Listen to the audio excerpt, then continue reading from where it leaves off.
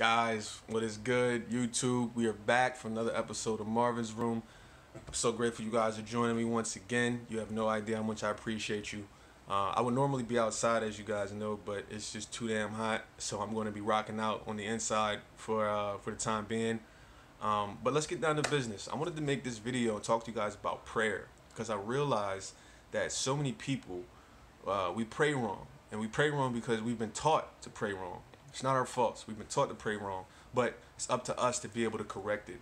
Now, I realize that so many people, and it doesn't matter what religion you're in, you know, whether you're Muslim, whether you're Christian, etc., you know, we've all been taught to get on our hands and knees and kind of, you know, pray to the sky, pray to God, and ask God for this, ask God for that. You know what I mean? And I realize that us praying is us telephoning to God, and intuition is God telephoning to us. And I realize like so many people, you know, we just grow up not praying the proper way. And I know myself, you know, I grew up as a Christian, and I know most of the people that I do know, they grew up Christian or they grew up Muslim. But I realized like this is the approach that we all take, and we all look outside of ourselves and think that, you know, we don't have the answers, think that we can't do extraordinary miracles, etc., etc. And then I think about people, I think about the great teachers and healers that have lived on earth ever since the beginning of time, you know, whether it was Jesus, etc. And I think like, you know, these guys, these great healers, these great teachers, they never prayed the way that we're taught to pray in church, etc. Like they never prayed that way. They were never like, oh God, can you please heal this man and do this? Oh God, can you please help feed these people? Oh God, can you please, like they never prayed like that. When they prayed basically, they said it one time, and after that they believed it and they walked in faith, and the results happened instantaneously, basically. You know, and I realized, and I thought to myself, why do so many people still to this day, why do they pray that way? Why do they go outside of themselves as if they don't have the power? Because we do have the power. And so I wanted to jump on here and share a couple stories with you guys to show the art of prayer from Greg Braden. Now, for those of you guys who don't know Greg Braden, he was a scientist, and to me, I consider him a pioneer that bridges the gap of science and spirituality, because as a lot of you probably know, you know, there was always a huge gap between science and spirituality. Like they never were able to coincide together. And, you know, science just always tried to debunk religion and spirituality and all that type of stuff. But Greg really was, to me, he was a trendsetter, and he was ahead of his time because he was one of the people I consider a pioneer that really helped bridge this gap.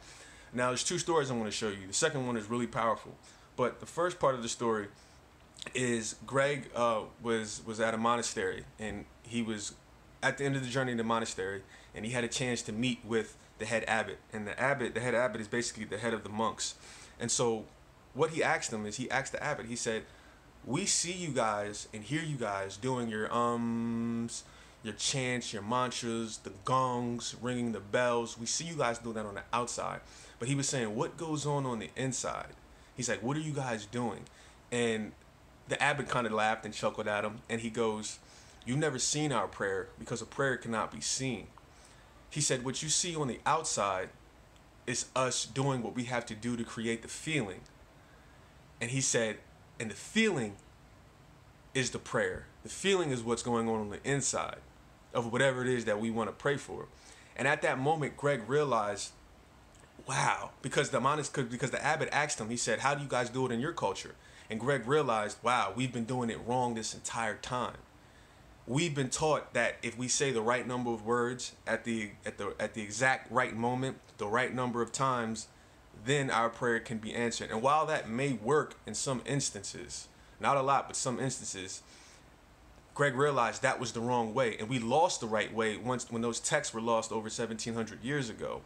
And that's when he realized, man, we've been doing it wrong. And this is why a lot of people's prayers don't get answered, because we really don't have faith when we pray. That's why we keep praying the same prayer every again. Oh God, please help me pay this bill. Oh God, please help me pay this bill. Oh God, if you really believe and have faith, you would only assume the feeling one time, and then you would go about your life, go about your day, and you would never ask again. You would never try to assume that feeling really necessarily anymore. And I realized this is what people like Jesus, etc. did, how they were able to heal people and and you know, multiply fish and heal, you know, sicknesses and disease and stuff like that, is because these people, these great healers throughout history, they knew how to really pray. They knew that power. They didn't kind of go outside of themselves and try to seek something like they were powerless, which is what a lot of people do.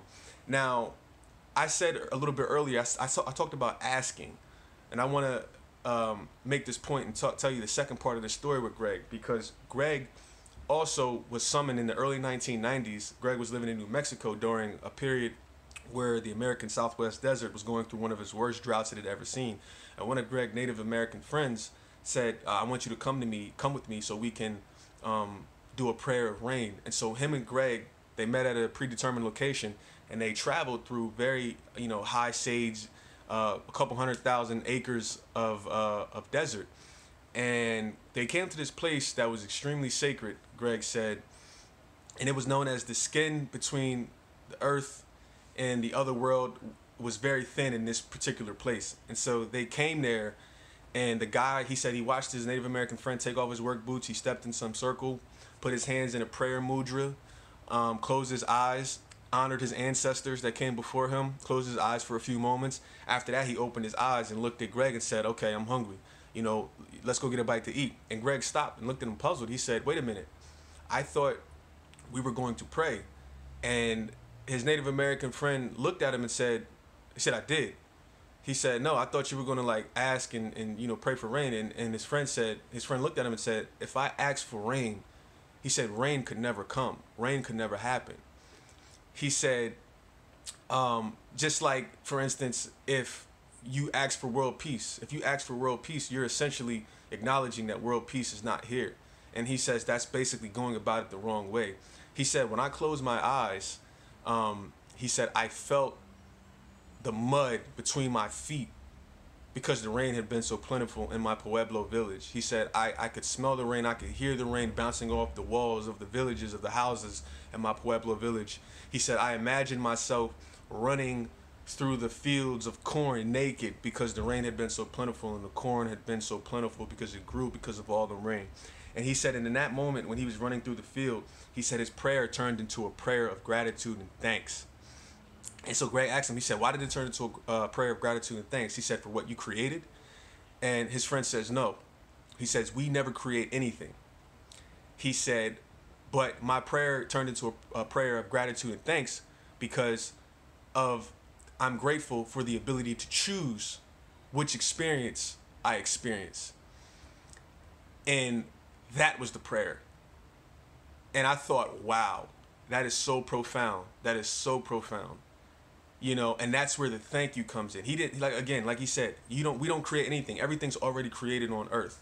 We don't create anything, but we have an option to choose what we want to experience in our lifetime. And that's why his prayer turned into a prayer of gratitude and thanks. And I realized, I was like, man, that is so powerful, because we always pray from a position of lack. We always pray asking, et cetera, as if we don't have it already. And then that's when I realized, okay, something's got to change. And from that moment on, that's when I realized, ever since I heard this story, I forget how many years ago, but I realized, okay, the prayer is us. The prayer is the feeling. The feeling is the secret. Whatever you want to pray for, you know, the old-fashioned way of getting down on your hands and knees and doing that sort of thing, I'm not saying it won't work, but if you want real answers, you have to have real faith, and you have to really assume the feeling of whatever it is you want, and then it will happen. Now, with this story, as it ends, the Native American friend, after he did the prayer or whatever, you know, in a very short period of time, the rain did end up coming. The rain came. So that shows you that the prayer worked. He manifested rain based on how he prayed his way. You know, and most people, what they would have did is they would have just kept staying home saying, oh God, please give us rain. Please bring us rain. Please bring us rain. They would have did something like that. Like, oh, I hope the rain comes. But this guy, he only did it one time. He assumed the feeling of having rain. He visualized it. He felt it real and never bothered it again. And like I said, in a short period of time, rain was able to manifest. All right. So I wanted to jump on here and share this video with you guys about how to really pray and the power of these types of prayers, so we can get rid of the old-fashioned way and understand that it's up to us Understand it's up to us to assume the feelings in order to have our prayers answered and to walk in faith. All right, guys. Thank you again for joining me on Marvin's Room. I'll see you guys next time. You know where, you know when.